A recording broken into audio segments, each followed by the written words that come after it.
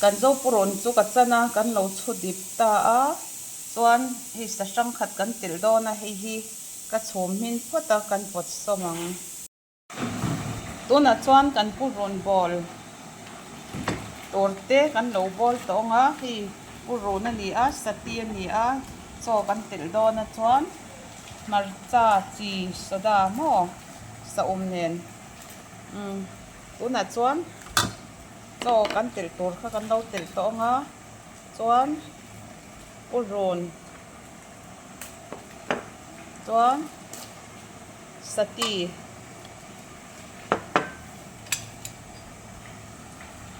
marcha ro marcha mui ni chu zo ka chuan chi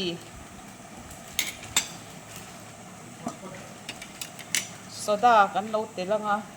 chuan sa kan lo til ang tuna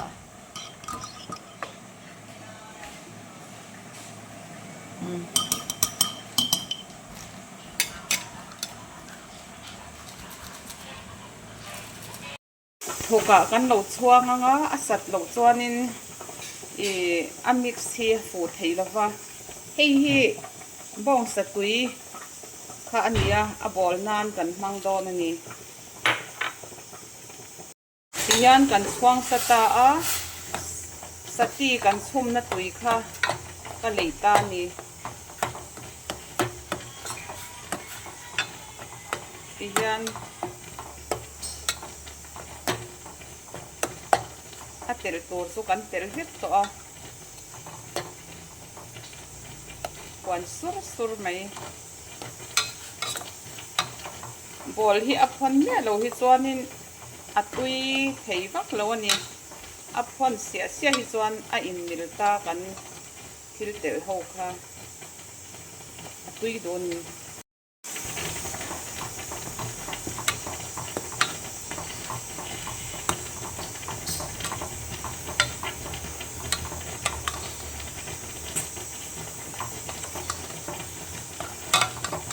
tui don na to a chei tuatan marcha te sen nakina kan telanga a chei tu te po hi angai ve ei tor hi I om taka siam thiam te po hi angai ve a e hring dir ania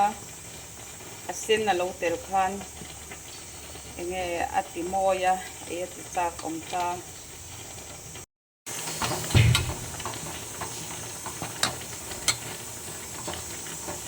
tok che to a tui ting si lo anal tok velin bol ku kan tianga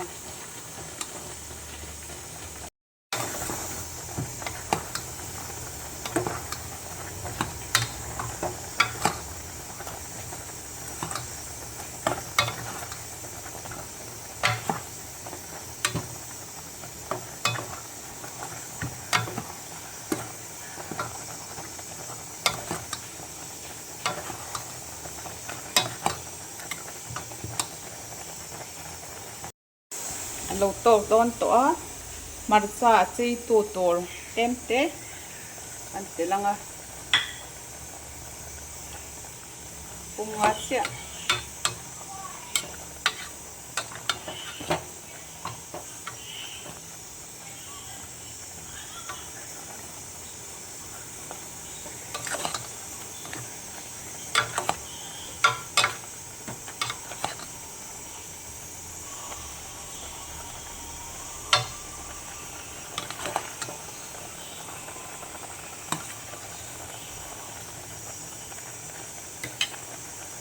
lại đón tục